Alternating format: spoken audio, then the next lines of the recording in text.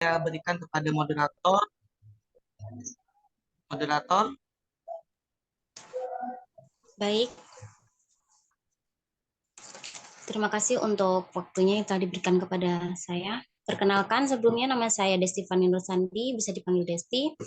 Saya selaku founder Sekolah Jember, Sekolah Sekjen, Sekolah Gender di Bondowoso, yang akan memandu jalannya acara webinar pada pagi hari ini dengan tema eh, dengan tema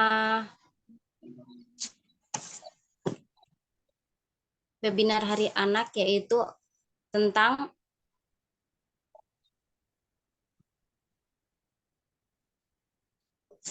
penanggulangan pe,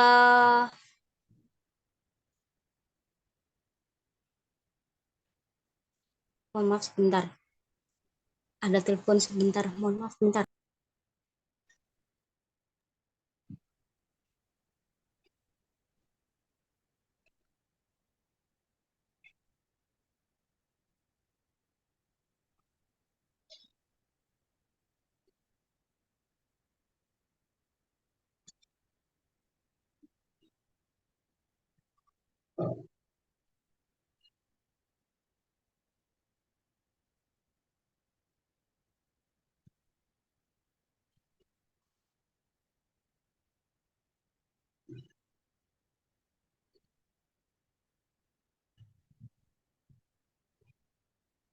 baik saya ambil alih dulu untuk selanjutnya saya perkenalkan diri kepada Ibu Dewi Rohma. Selamat siang Ibu. Ini pagi menjelang siang.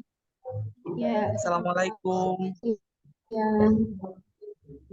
Apa kabar Ibu? Iya, alhamdulillah baik, Mas. Oke, Mas Aap selanjutnya ya? iya, selanjutnya kita sapa Ibu Alvis.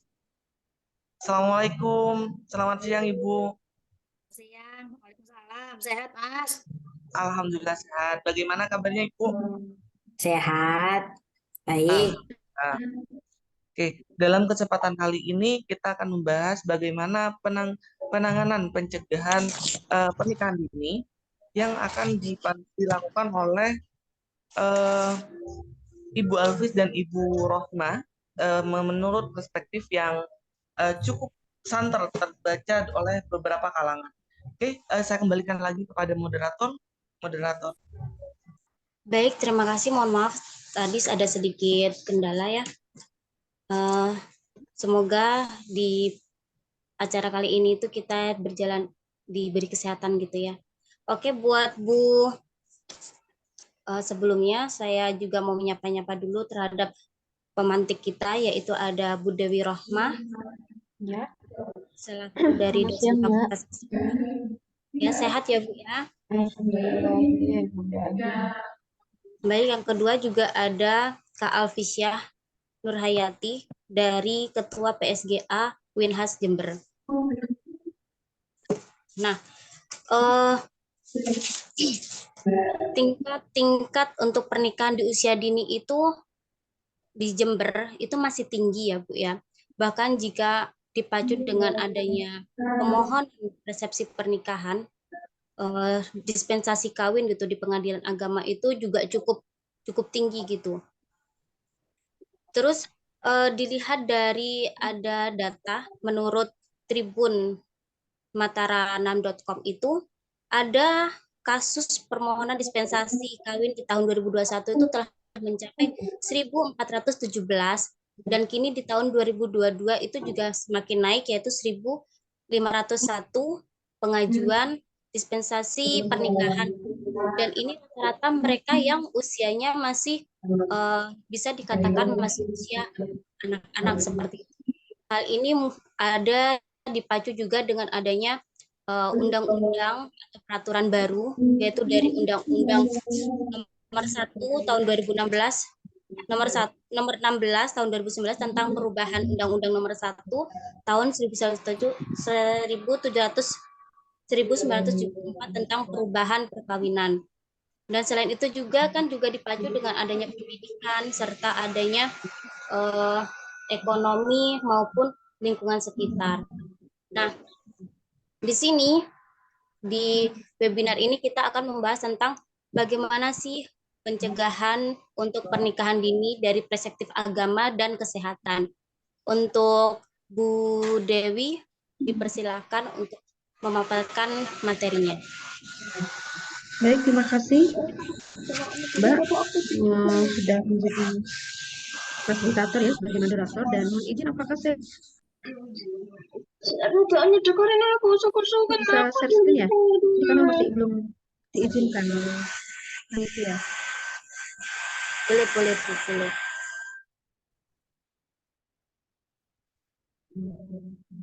Kami mungkin bisa dijadikan co-host ya. Siap.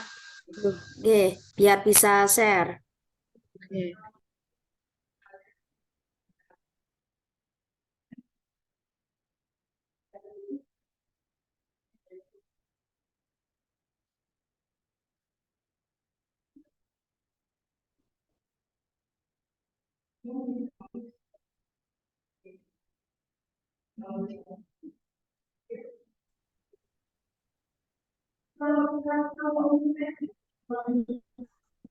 Baik, sebelumnya Bismillahirrahmanirrahim.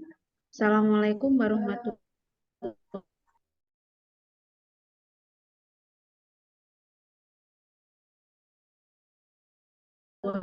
wabarakatuh.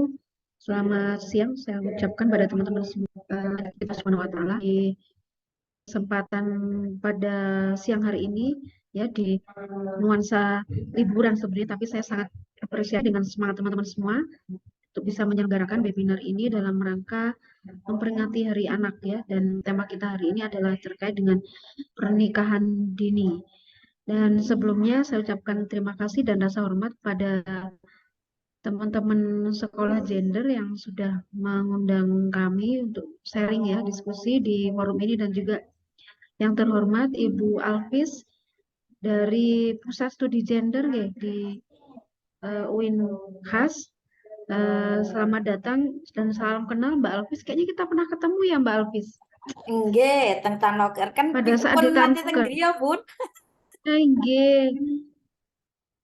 Ah ya Allah, saya kangen sama Alvis, Bu, kula. ikan panggangnya. Iya, ya Allah Mbak Alvis. Oke, ketemu lagi. Mohon izin Mbak Alvis, nanti kita diskusi ya. Mungkin kalau Nggih, monggo secara katakan, Bun. keilmuan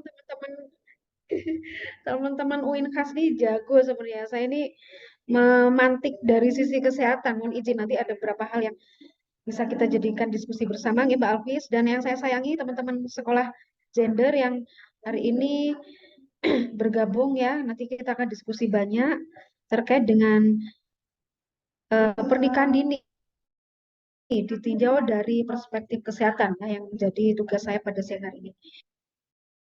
Mohon izin, saya akan share screen.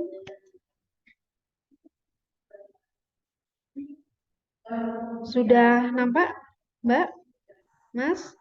Sudah. PPT Sudah, Bali? Ibu. Sudah.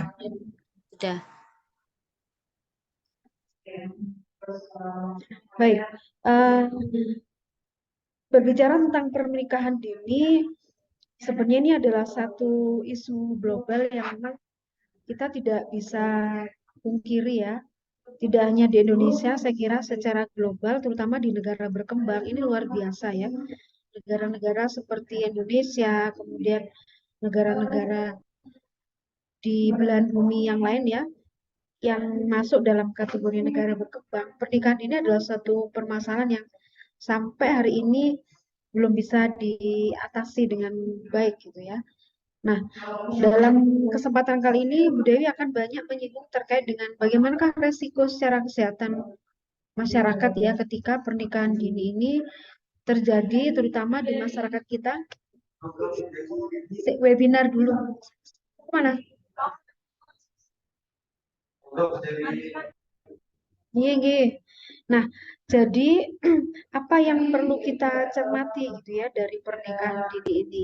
Yang jelas secara kasus ya, tidak hanya di Indonesia, di Jember luar biasa gitu ya, kalau kita melihat di beberapa media online ya, banyak sekali diekspos terkait dengan kasus-kasus di daerah terutama gitu ya, di mana anak-anak usia kurang dari 15 tahun ya, padahal secara perundang-undangan pernikahan yang baru itu kan usianya kalau perempuan 20 tahun ya, bukan 16 tahun lagi, tapi fakta di lapangan kita temukan bahwa mereka masih usia sangat dini ya, di bawah 15 tahun, bahkan masih 12 tahun. Yang perempuan itu masih pertama kali menstruasi udah dihadapkan pada kondisi dia harus menikah dengan teman sebayanya. Yang ada di benak kita, apakah mereka siap sebagai seorang perempuan yang nanti menjadi seorang ibu, seorang istri gitu ya. Sementara secara psikologi, secara fisik, secara mental, sebenarnya mereka masih belum siap. Apapun itu, faktanya adalah kejadian pernikahan di usia dini sangat banyak kita temukan ya. Apalagi di Jember gitu ya. Yang identik dengan budaya masyarakat Madura, identik dengan tradisi di pondok pesantren misalkan, itu juga menjadi salah satu pemicu ya. Pernikahan dini banyak terjadi di Kabupaten Jember. Jadi nanti kita akan banyak menyinggung tentang apa itu pernikahan dini, kemudian kondisi pernikahan dini saat ini, dan apa yang menjadi pendorong, kemudian dampak ya, atau bahaya resiko yang dialami oleh anak-anak yang menikah di usia dini, dan juga apa kaitannya pernikahan dini dengan masalah kesehatan global, terutama terkait dengan stunting. Nah, terkait dengan pernikahan dini secara definisi WHO ya, Organisasi Kesehatan Dunia mendefinisikan bahwa early marriage atau pernikahan dini ini adalah pernikahan yang dilakukan oleh pasangan atau salah satu pasangan yang masih dalam kategori anak-anak atau remaja yang berada di bawah usia 19 tahun. Karena baik WHO, UNICEF ya, sebagai organisasi pelindungan anak dunia mengatakan bahwa siapa sih anak-anak? Anak-anak adalah mereka yang berada di bawah usia 19 tahun. Jadi siapapun itu ketika menikah di usia di bawah 19 tahun itu masuk dalam kategori pernikahan anak atau pernikahan di usia dini. Kenapa mereka dikategorikan anak-anak? Karena di usia di bawah 19 tahun ya, 18 tahun itu ya. Kalau di kita berarti anak usia SD, SMP, SMA itu ya, mereka masih dalam kategori secara psikologis itu belum dewasa. Tetapi dikatakan anak-anak, mereka mulai beranjak remaja. Nah, ketika belum dewasa, secara psikologis mereka masih labil ketika memutuskan sesuatu. Ya, mereka masih belum punya ketepatan hati, ya, kesiapan diri terkait dengan hal-hal yang sifatnya krusial dalam siklus kehidupan seseorang. Jadi kalau di bawah usia 19 tahun mereka masih labil. Itu bahayanya ya. Nah, angka pernikahan dini di Indonesia ini bisa kita lihat beberapa sumber ya, baik dari BPS, Badan Pusat Statistik ya, yang memunculkan satu proporsi perempuan umur 20 sampai 24 tahun yang sudah berstatus menikah ya, istri, tetapi mereka masih usia di bawah 15 tahun. Berarti mereka menikahnya ya di usia 14 tahun itu ke bawah. Nah, angkanya tetap tidak ada perubahan ya, walaupun beberapa pemerintah mengupayakan terkait dengan pencegahan upaya pernikahan dini, tapi setidaknya dalam 3 tahun terakhir mulai dari 2019, 2020, 2021 angkanya masih stagnan 0,58%. Ini kalau dilihat ya masih sangat tinggi ya, untuk proporsi jumlah perempuan terutama yang menikah sebelum usia 15 tahun. Nah, bagaimanakah dengan di Jawa Timur? Ternyata pada tahun 2022, ini data yang dirilis oleh BKKBN atau Badan Koordinasi Keluarga Berencana Nasional, bahwa ada 5 provinsi dengan jumlah pernikahan dini terbanyak di tahun 2022, di mana mereka menikah di usia 7 sampai 15 tahun. Ternyata Jawa Timur menduduki urutan yang pertama. yang sejumlah 15.243 perkawinan di bawah usia dini ya. Jadi usia mereka masih urutan yang kedua di Jawa Tengah, kemudian Jawa Barat, kemudian Sulawesi Selatan dan Sumatera Selatan. Angka ini tentu saja tidak jauh beda dengan yang terjadi di Jember. Ya. Saya mengulik salah satu data yang diolah oleh mahasiswa kami di FKM ketika melakukan KKN atau BBL ya. Ini di salah satu kecamatan ya, terutama di wilayah Jember bagian timur ya, yaitu di Sumber Jambe. Salah satu desa kita coba melakukan survei ke rumah-rumah yang dilakukan oleh mahasiswa saya. Ternyata ada hal yang menarik bahwa ada jumlah perempuan atau istri yang usianya masih kurang dari 20 tahun dan mereka sudah memiliki anak. Mereka sudah bersatu sebagai ibu dan istri dari laki-laki ya. Mereka berjumlah berapa? 38 orang atau 40% ya dari adanya pasangan suami istri yang ada di Desa Sumber Jambe. Kecamatan ini merupakan salah satu kecamatan yang memiliki angka pernikahan dini yang termasuk tinggi di Kabupaten Jember. Saya kira di Sumber Jambe juga tidak berbeda jauh dengan kecamatan-kecamatan yang lain di Kabupaten Jember, ya, terutama di wilayah yang agak rural, yang agak di pinggiran. Itu kita masih menemukan kantung-kantung terjadinya pernikahan di usia dini. Nah, kenapa di kita, tidak hanya di Indonesia, di Jawa Timur, di Jember, bahkan di beberapa kecamatan itu masih menjadi penyumbang angka pernikahan dini. Nah, setidaknya kita bisa lihat teman-teman, yang pertama adalah dari sisi faktor ekonomi.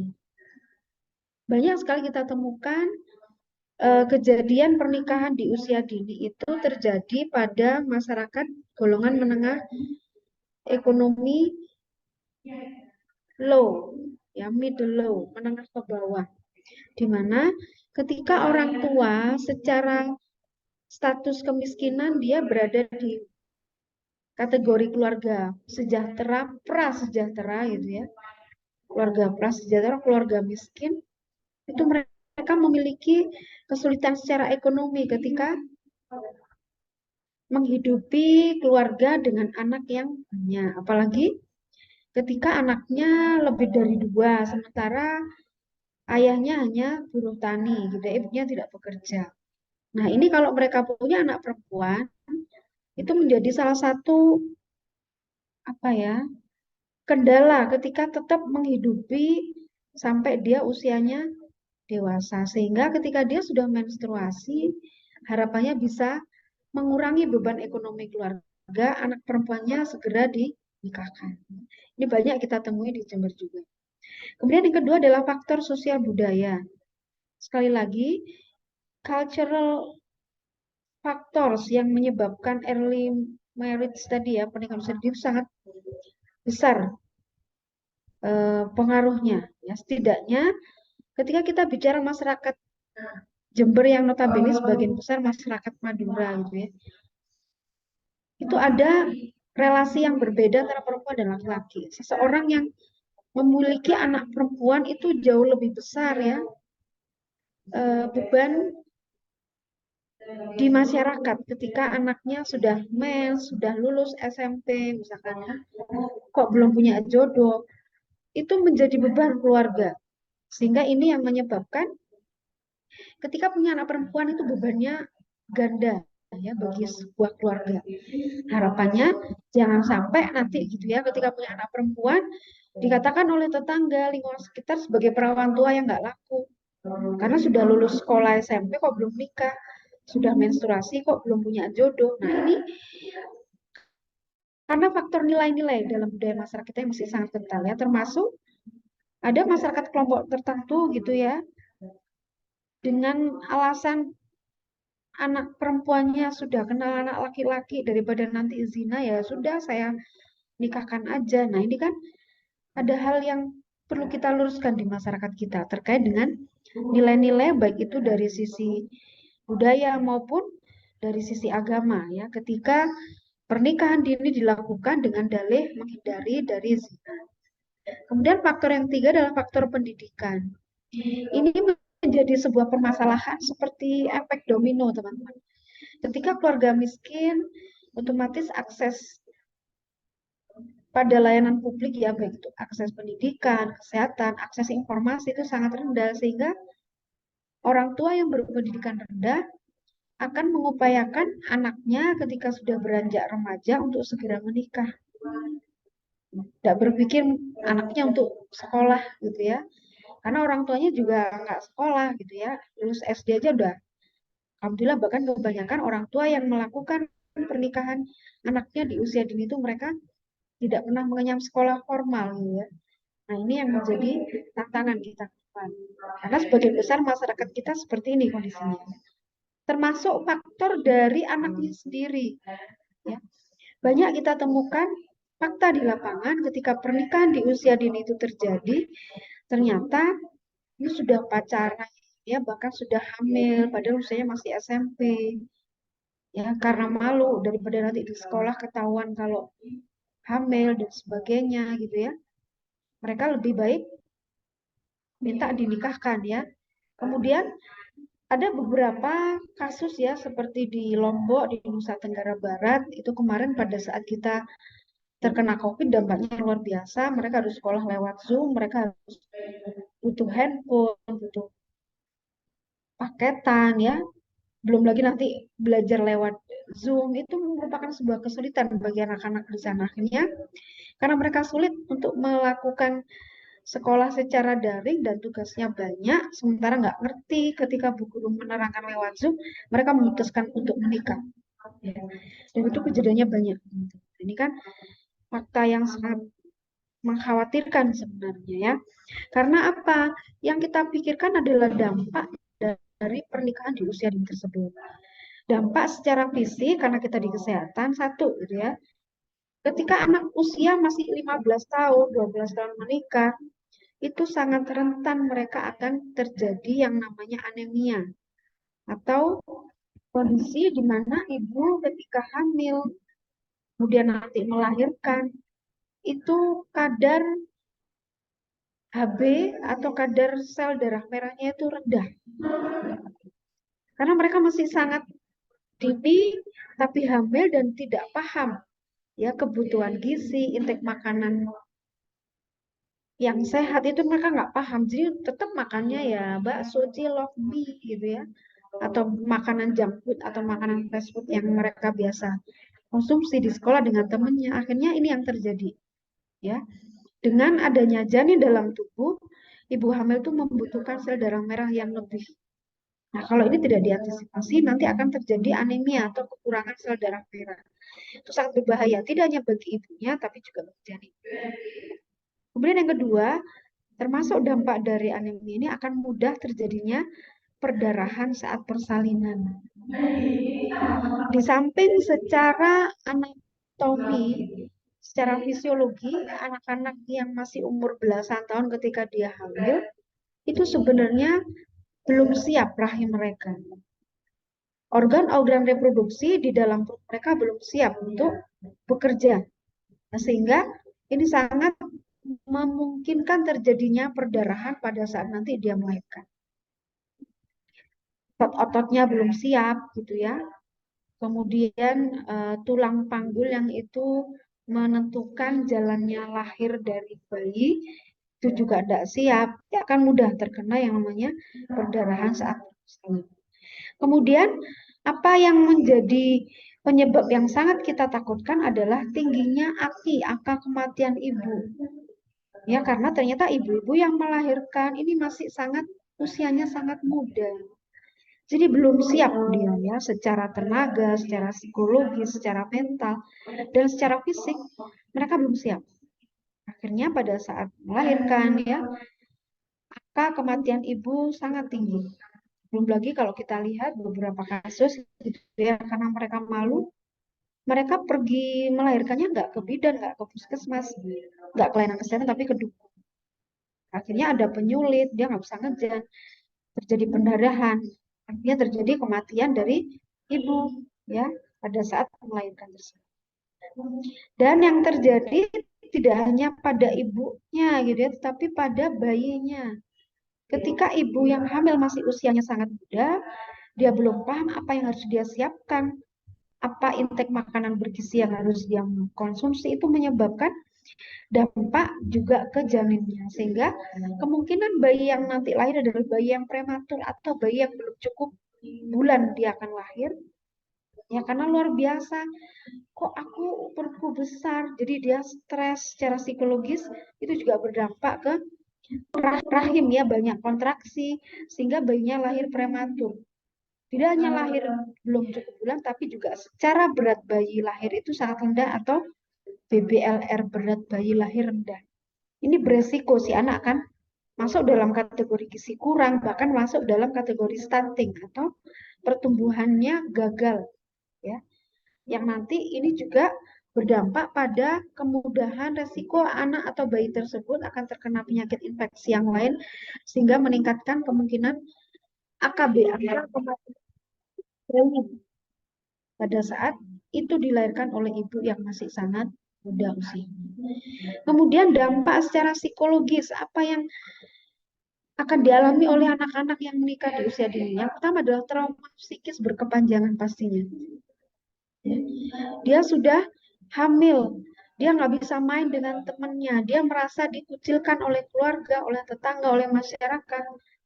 Ini berupa tekanan psikologis yang berat sekali ya, sehingga ada trauma berkepanjangan. Itu banyak kita temukan ya di lapangan.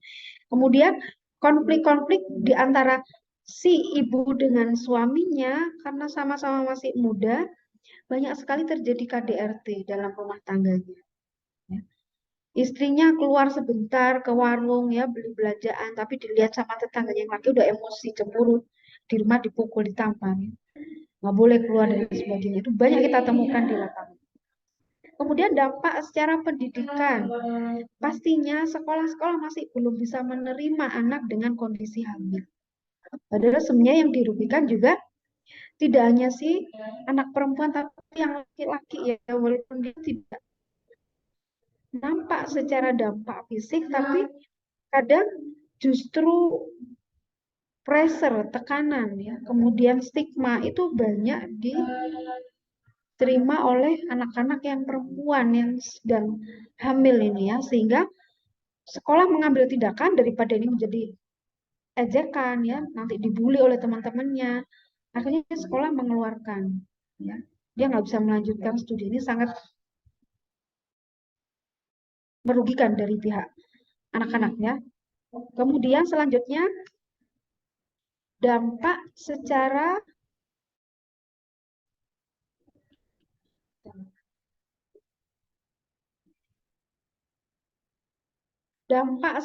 ekonomi. Ketika seorang menikah di usia muda bukan sesuatu hal yang mungkin mereka menikah ketika sekolahnya belum lulus. Jadi secara pegangan bahwa dia nanti harus mencari nafkah untuk keluarga ya. SMP aja udah belum dapat ijazah udah harus keluar. SMA tinggal UN aja karena hamil harus keluar ya. Jadi ini berdampak juga baik tidak hanya bagi yang si remaja perempuan, bagi yang laki-laki juga nanti akan sulit memperoleh pekerjaan sehingga berdampak juga ke kebutuhan perekonomian keluarganya. Secara otomatis remaja ini, anak-anak ini akan memikirkan dirinya, istrinya, atau suaminya, dan anaknya. Ada biaya yang cukup banyak yang dia dibutuhkan. Sementara dia tidak bisa memulai pekerjaan yang layak karena masih minim pendidikannya. Dan akibatnya apa? Penghasilan yang dia peroleh dengan pekerjaan yang apa adanya, mungkin pekerja kasar, itu tidak mencukupi kebutuhan hidup di keluarganya. Sehingga ini juga memicu pertengkaran, KDRT, dan sebagainya. Dampak secara sosial, sekali lagi, mereka tidak akan bisa berkumpul, bermain dengan teman-teman yang lain, ya, karena sudah ada istri yang hamil, sudah ada anak, misalkan, ya. Dan seseorang yang hamil kan juga tidak bisa main dengan seenaknya keluar rumah, takutnya nanti ada ejekan, ya, disindir oleh tetangga dan sebagainya. Kebanyakan mereka malah justru berada di rumah dalam kondisi di bawah tekanan, ya, ini sangat mengkhawatirkan sekali. Kemudian waktu mereka untuk belajar, waktu anak-anak untuk bermain, belajar dengan temannya, bersosialisasi dengan sesama teman sebayanya akan hilang ketika seseorang sudah dihadapkan pada pernikahan di usia dini, apalagi sudah hamil, sudah punya anak, ya. Kemudian mendorong ketidaksetaraan gender. Nah, ini secara psikologis antara yang laki dan perempuan nggak siap, selalu berlebihan, yang perempuan juga tidak mendapatkan perlindungan yang seharusnya dari suami. Jadi ada ketidaksetaraan peran di situ, ya, antara suami istri, karena mereka juga masih belum siap, gitu, belum memahami bagaimanakah kewajiban dan hak seorang istri maupun seorang suami.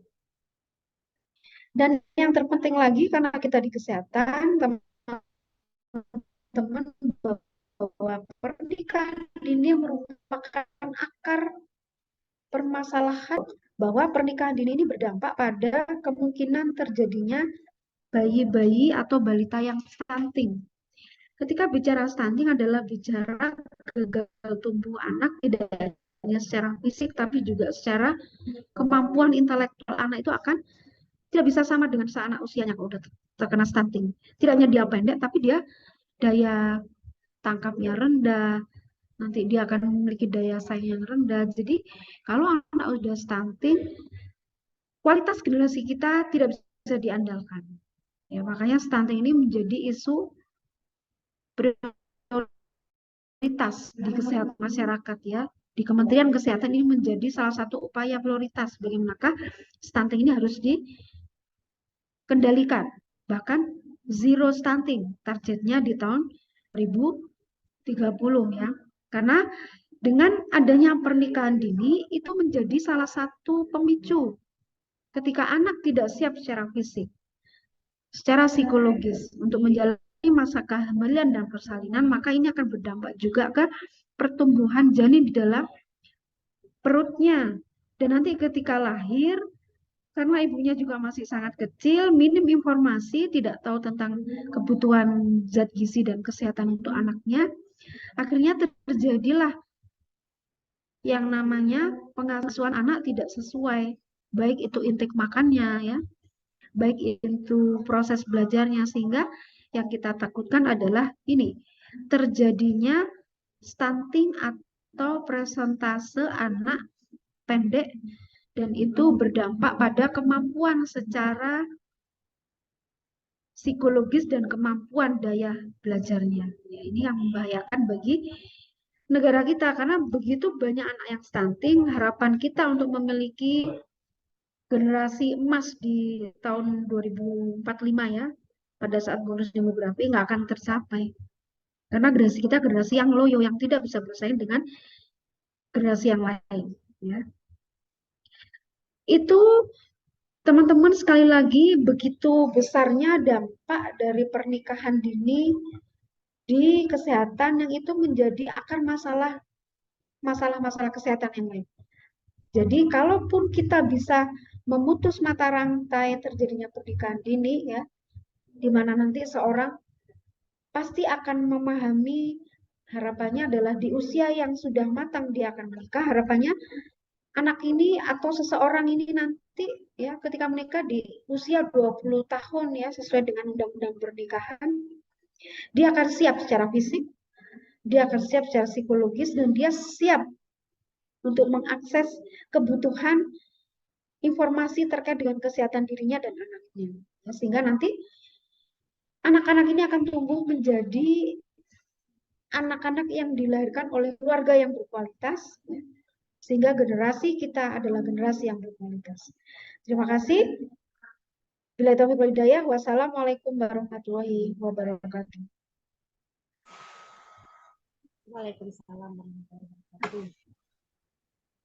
Terima Jadi kasih, tadi, saya kembalikan kepada moderator. ya, terima kasih Bu Dewi untuk pemaparannya. Itu tadi terkait apa sih itu tentang pernikahan dini, terus bagaimana dampaknya, terus ternyata pernikahan dini itu cukup sangat sangat kalau dilakukan itu cukup menakutkan gitu ya, karena bisa berimbas juga kematian tadi kan, terus menambahnya eh, bayi stunting dan segala macamnya. Nah itu kalau dari perspektif kesehatan ya, kita beralih ke Bu Alvis, bagaimana kalau dilihat dari perspektif keagamaan ya Bu. Untuk Bu Alvis dipersilakan. Saya jadiin co-host dulu ya. Bisa share? Biar Oke, bisa share. tolong jadikan ini dulu ya. Maaf.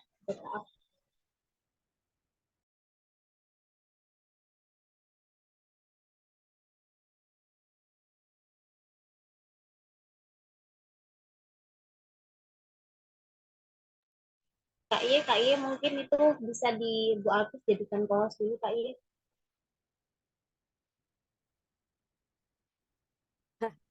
Oke, belum ya? Benar. Desti, dirimu co-host, jadi dirimu bisa bantu Ibu Afis. Oh iya bentar bisa.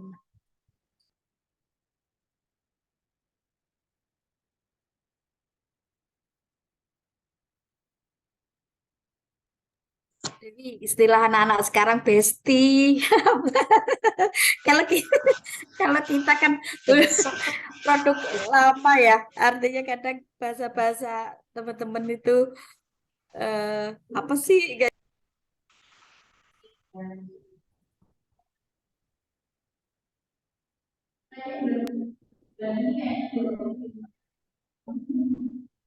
Kok belum bisa ya? Ya bisa kalau dari Desti tadi Kak. Bisa ya.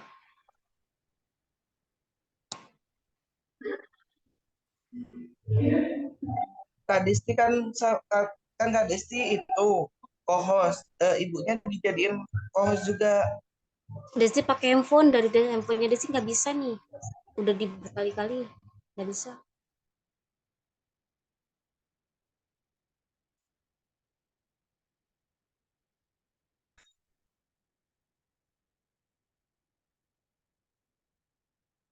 Ini dah sambil saya paparkan aja biar gak lama. Nanti waktunya banyak di ini ya. Ya, Assalamualaikum warahmatullahi wabarakatuh. Bismillahirrahmanirrahim. Alhamdulillah, syukurillah wa ni'matillah wa la haula wa la quwata illa billah. Salatu wassalamu ala rasulillah Sayyidina Muhammadin wa mawala amma ba'du. Pada yang terhormat Bu Dewi, teman lama saya, lama ya Bu, ya gak ketemu. Aap dan semua teman-teman sekolah gender yang saya hormati, saya sayangi. Terima kasih pada pagi menjelang siang ini kita bisa ketemu dengan keadaan sehat walafiat. Sebenarnya kalau kita ini karena semangat teman-teman untuk memperingati Hari Anak ya, artinya itu kita meskipun liburan harus tetap mengapresiasi ya Bu Dewi ya. Artinya ini adalah belajar dan belajar itu tidak ada liburnya dan sharing apapun yang kita lakukan ini adalah bagian dari perjuangan kita untuk perempuan Indonesia. Oke, langsung saja. Saya di sini nulis tentang sedikit sih menilai pernikahan di bawah umur dalam Islam dan budaya. Nah, karena kenapa? Karena kita tidak bisa melihat agama itu hanya ketika agama dipercayai, diyakini menjadi dalil dalam kehidupan masyarakat, maka akan berakulturasi, berasimilasi dengan budaya masyarakatnya. Karena tidak ada agama yang tidak berakulturasi dengan budayanya. Artinya cara pandang dan seterusnya, bukan soal benar salahnya. Kalau benar salahnya itu bagian dari kebenaran agama itu sendiri. Nah, mengapa sih kita menikah gitu? Artinya kenapa manusia itu menikah? Nah, itu ada 4 alasan yang saya ini ya pertama kebutuhan, kekerabatan. Kekerabatan itu bagi saya adalah kebutuhan itu secara karena manusia ada kebutuhan secara biologis, secara manusiawi untuk menyalurkan nafsu dan seterusnya, yang itu secara insting manusia pasti ada kebutuhan ke sana. Nah, yang kedua kekerabatan. Nah, ini persoalan bahwa tujuan pernikahan adalah soal generasi, soal kekerabatan, soal meneruskan banyak ini saya sudah bisa share.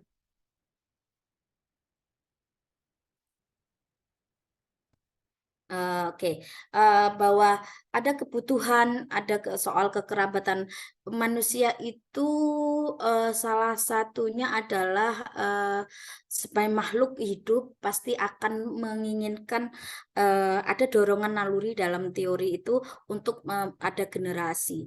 Nah, sehingga pernikahan adalah salah satu jembatan untuk meneruskan sistem kekerabatan mereka. Nah, yang selanjutnya ada yang menganggap bahwa itu perintah agama, artinya menikah itu adalah kebutuhan, pilihan atau kewajiban manusia yang beragama untuk meneruskan nilai-nilai keagamaan itu. Nah, selanjutnya yang keempat yaitu pilihan. Nah, pilihan inilah yang timbul dalam banyak hal karena memang kematangan secara psikis, secara materi dan seterusnya, bahwa menikah adalah pilihan karena tidak semua orang memilih untuk menikah. Itu kenyataan ya, artinya kenyataan dalam konteks kehidupan masyarakat kita bahwa menikah adalah pilihan dan seterusnya. Nah, kalau dianggap bahwa mana yang lebih baik,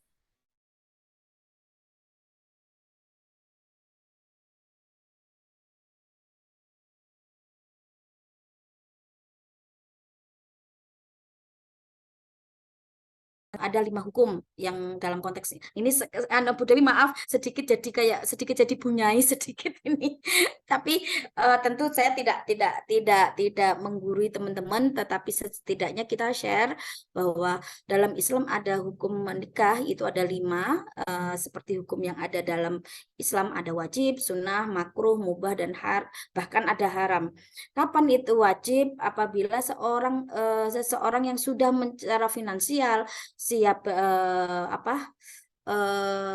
takut akan berzina, karena mau tidak mau dalam Islam perzinaan itu benar-benar harus perbuatan yang di bawah martabat manusia, sehingga untuk menghindari perzinaan dan seterusnya maka dianggap wajib dengan syarat ada kemampuan secara finansial dan psikologis. Artinya tidak sekedar takut zina maka nikah gitu, bukan itu, tetapi ada prasyarat selanjutnya yang menjadi tagline dari sebuah pernikahan, menjadi kewajiban sebuah nikah. Nah, yang kedua adalah sunnah. Nah, ini sunnah itu mau tidak mau dilakukan mendapat pahala, jika tidak juga tidak mendapatkan dosa, dalam artian orang memilih menikah karena menganggap bahwa ini sunnah Rasul, ini ada sunnah yang saya lakukan demi untuk ibadah dan seterusnya. Nah, ini orang tidak mau menikah tidak sempurna, yang tidak mau menikah tidak sempurna ibadahnya, artinya mengikhlaskan keimanan itu adalah salah satunya adalah kemantapan kita pada Tuhan, mengabdikan diri kita pada Tuhan. Nah, termasuk pada konteks menikah. Nah, menikah ini menjadi saya akan lebih sempurna misalkan dalam pilihan-pilihan kita memilih untuk memilih bahwa menikah adalah bagian dari sunnah. Artinya saya lakukan ini demi untuk ibadah dan seterusnya. Yang ketiga, ada haram jika bertujuan untuk menguasai harta, menyakiti, dan seterusnya. Nah, ini menjadi sangat haram, dan tidak lengkap syarat sah rukun seperti tidak ada wali, tidak ada saksi, tidak mau memberi nafkah, maka dalam Islam masih diharapkan, karena konteks apa itu nafkah dalam Islam adalah kalau dalam tradisi Islam itu yang disebut menafkahi itu ketika sudah siap untuk tinggal dimakan, tinggal mangap aja istilahnya. Kalau bahasa kasarnya perempuan ketika laki-laki siap untuk menafkahi, salah satunya adalah untuk sudah menyiapkan segalanya, sudah menyediakan segalanya, dan tinggal memakai, tinggal makan, tinggal tidak ada proses perempuan harus bekerja dan seterusnya. Nah, itu dalam konteks budaya menjadi berbeda. Pemaknanya juga menjadi berbeda. Sudah tidak bisa menafkahi tetapi masih memaksa dan seterusnya.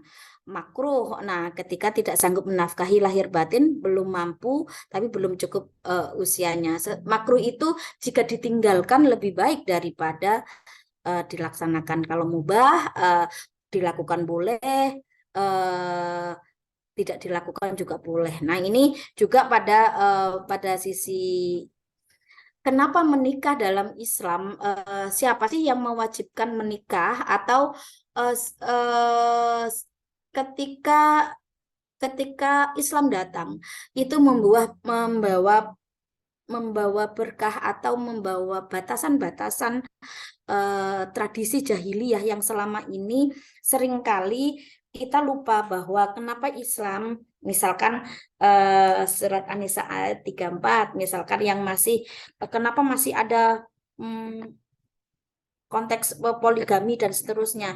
Nah, itu dalam konteks yang lain bahwa sebenarnya Islam datang memberikan dalam konteks yang meluruskan atau memberikan batasan pada kaum jahiliyah.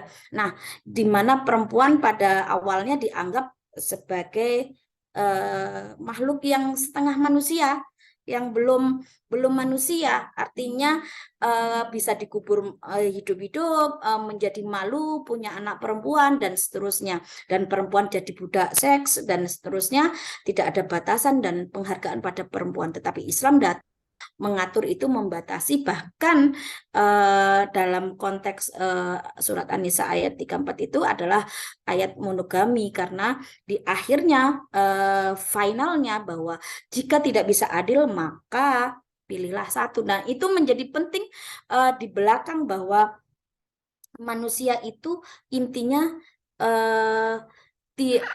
ada insting hewani, tetapi agama dan budaya itu adalah batasan meningkatkan harkat dan martabat manusia. Nah, ini misi hidup Muslim yang dalam konteks ini adalah sebentar saya besarkan ya. Kecil. Allah itu manusia sebagai khalifah, kita kepada Allah sebagai hamba. Nah, ketika posisi manusia dalam konteks bermartabat, manusia diposisikan kalau manusia kepada Allah itu tetap hamba, tetapi manusia dengan manusia adalah untuk meningkatkan martabat. Nah, ini hubungan Allah dan perempuan. Nah, perempuan sebagai manusia ke atas tetap manusia atau perempuan itu tetap sebagai hamba Allah yang setara dengan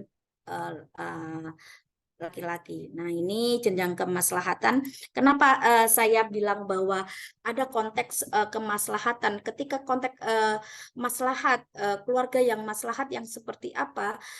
Sakinah mawaddah warahmah yang menjadi tagline kita selama ini. Oh, samawa ya dan seterusnya. Kalau ada keluarga kayak itu adalah efek di dalam.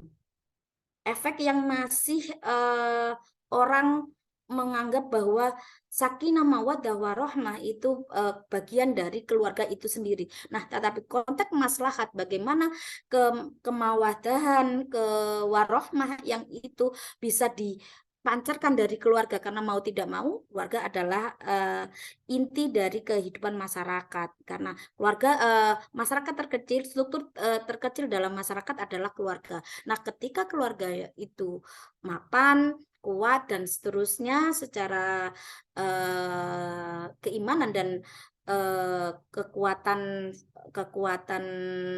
kali masalah sakinah mawaddah warahmah menjadi pancaran dari keluarga kehidupan masyarakat yang ada. Nah, dalam Islam ada 5 pilar keluarga Islam, yaitu zawaj atau berpasangan. Nah, ini yang pertama adalah pilar zawaj. Zawaj itu berpasangan, tidak ada nikah itu yang tidak berpasangan.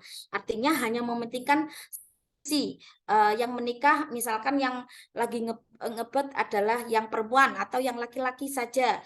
Ya, saya pokoknya naksir itu perkara dia terima atau tidak itu urusan selanjutnya. Nah, artinya konsep berpasangan artinya tidak menikah itu tidak sendiri, artinya tidak hanya dari satu sisi. Terus yang kedua ya, misalkan wali itu ya janji kokoh, di mana janji kokoh itu menurut saya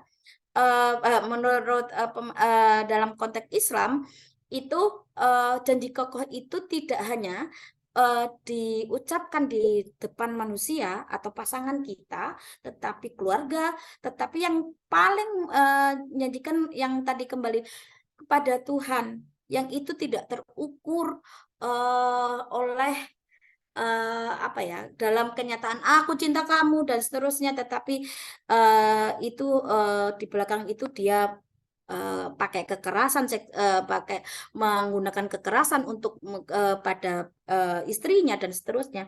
Maka janji kokoh itu memang benar-benar janji kita pada Tuhan yang berimplementasi bahwa pasangan kita adalah pasangan seumur hidup dan seterusnya. Nah, itu yang tidak mungkin menyakiti atau disakiti dan seterusnya. Artinya bahwa janji, maka seorang kesatria itu kan apalagi ini janjinya tidak sekedar janji pada raja atau penguasa, tetapi pada Tuhan, maka janji itu berimplementasi pada bagaimana pemahaman orang-orang itu terhadap nanti perilakunya terhadap pasangan masing-masing. Mu'asyarah bil ma'ruf, memperlakukan pasangan dengan baik. Tentu ini implementasi ketika menikah itu dasarnya adalah ibadah atau apa tadi 2 pilar sebelumnya, maka pasangan kita adalah mitra kita. Istilahnya guna libas saling baju yang saling kita pakai. Artinya bukan tukeran baju. Ada sih teman-teman kalau guyonan itu baju suami dipakai, ini kan bentuk dari penghargaan pada baju pasangan kita adalah baju kita. Artinya bagaimana baju kita itu baik dilihat, pantas atau tidaknya, maka bagaimana perilaku kita memperlakukan pasangan. Sehingga kadang ada teman-teman, nah ini loh bentuk wujud saya memperlakukan pasangan kita sebagai baju kita, pakai bajunya suaminya atau suami pakai bajunya istri dan seterusnya. Itu kan guyonan dalam konteks berumah tangga, tetapi yang memang sebenarnya itu wujud dari pasangan dengan baik, memperlakukan pasangan dengan baik. Musyawarah adalah diskusi tadi zawaj, artinya ketika sebuah rumah tangga itu dilakukan atas nama berpasangan, tidak sepihak, maka proses selanjutnya pasti ada proses diskusi. Menentukan apapun adalah dengan diskusi, dengan kesuwen diskusi bening kok bojoku wis sepakat pasti. Nah, ini yang mungkin harus dihindari, dan tentu dalam konteks Islam tidak tidak mengindahkan itu, nilai itu. Artinya misalkan pilihan politik dalam konteks saat ini ke depan, karena mulai isu politik, istri saya ya harus ikut saya, atau suami saya ya ya biarkan aja, saya kan milih sendiri. Nah, semuanya bagi saya adalah ini berdiskusi, tetapi bukan berarti untuk membeda-bedakan atau mencari perbedaan dari diskusi yang ada. Nah, meyakini bahwa ridho Allah tergantung pada ridho pasangan. Nah, ini kenapa di terakhir ridho Allah ini, karena selama ini konstruksi kita, beberapa ajaran keislaman kita, bahwa perempuan diposisikan ridho suami adalah ridho Tuhan. Nah, ini ada di beberapa kitab yang menurut saya, sebenarnya saya tidak menyalahkan kitab itu, tetapi konteks masyarakat dan konteks memahamkan budaya patriarki yang selama ini berada. Jadi meyakini bahwa ridho Allah, ridho Allah itu adalah berada di masing-masing pasangan. Artinya tidak hanya pada budaya patriarki yang dimana ridho suami adalah ridho Tuhan. Tuhan adalah perwujudan suami. Suami adalah perwujudan Tuhan yang ada di bumi. Nah, itu ada konstruksi yang sangat kuat di dunia Islam yang tentu membuat perempuan menjadi sangat harus pamit, ketika pergi harus pamit dan seterusnya, tetapi kalau suami tidak pamit dan seterusnya. Nah, di sini sebenarnya kalau ketika konstruksi itu sudah terbuka bahwa pasangan kita adalah perwujudan Tuhan masing-masing, sehingga penghargaan, perlakuan, semua harus menjadi kesepakatan bersama. Bagaimana misalkan saya kerja harus pamit, setiap hari harus pamit, suami saya kerja tidak pamit. Nah ini kan menjadi persoalan, sehingga kadang dalam Islam ada nusus, atau dilaknat sama Tuhan, dilaknat sama malaikat dan seterusnya. Itu sebenarnya pemaknaan yang dulunya berlebihan dibatasi. Bagi saya tidak menyalahkan konteks kenapa itu ajaran itu muncul, dan tentu ajaran itu akan berubah sesuai dengan kebutuhan masyarakatnya.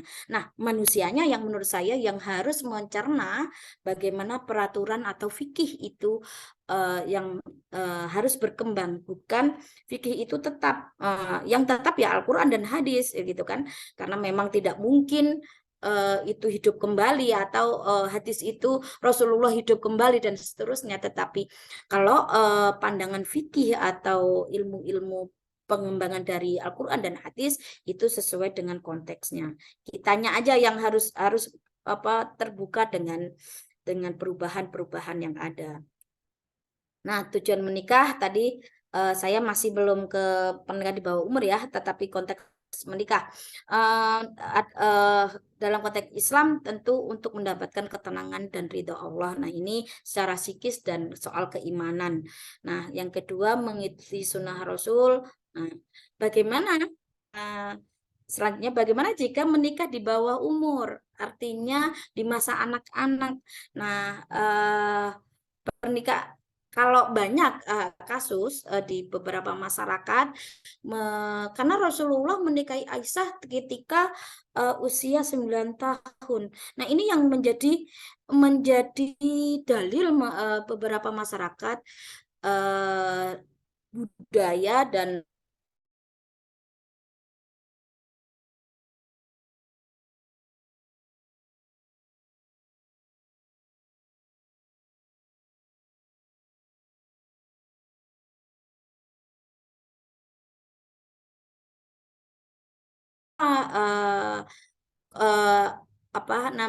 secara ideal menikah, karena masa pendidikan adalah masa kewajiban orang tua. Nah, kalau sudah menikah juga menikahkan itu bagian dari kewajiban orang tua, iya. Tetapi konteks karena takut zina dan seterusnya, pacaran. Nah, artinya refleksinya bukan karena anaknya yang harus dipaksa menikah, tetapi bagaimana orang tua mendidik anak dan seterusnya. Kewajiban orang tua untuk mendidik anak itu